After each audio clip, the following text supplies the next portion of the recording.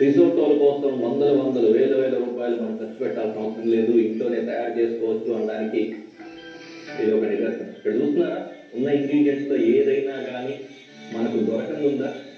లేకపోతే వాడుతున్న పదార్థాలు కానీ, లేకపోతే పెనంతో సహా మన ఇంట్లో వాడుకునేవే వాడుతున్నాము. ఓవెన్ లేదు, లేకపోతే అది లేదు ఇది లేదు ఆపాల్సిన అవసరం లేదు. చక్కగా ఇవాళే పిల్లలు ఇంటికి వచ్చేసరికి కావాలంటే చేసి పెట్టేసి మీరు తోటి వాళ్ళంతా ఎంజాయ్ చేస్తారు. ఉల్లిపాయలు ఎక్కువ వేయాల్సిన అవసరం లేదు.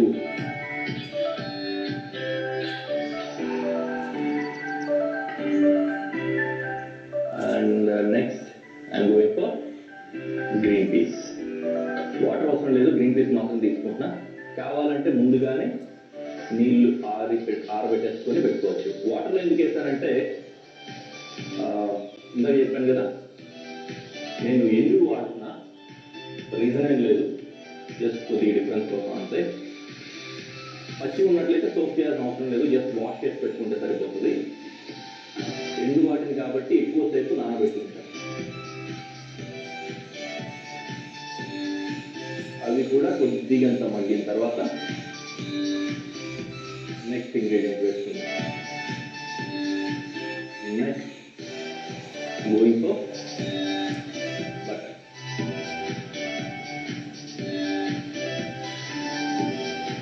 బటర్ పడేసరికి ఆ smooth velvety creamy texture add అయిపోతుంది. ఆబ్వియస్లీ ఏ వంటల్లో అయినా సరే కొద్దిగా అంత బటర్ వేసుకుంటే ఆ టేస్టే వేరే అన్నట్లు తయారవుతుంది.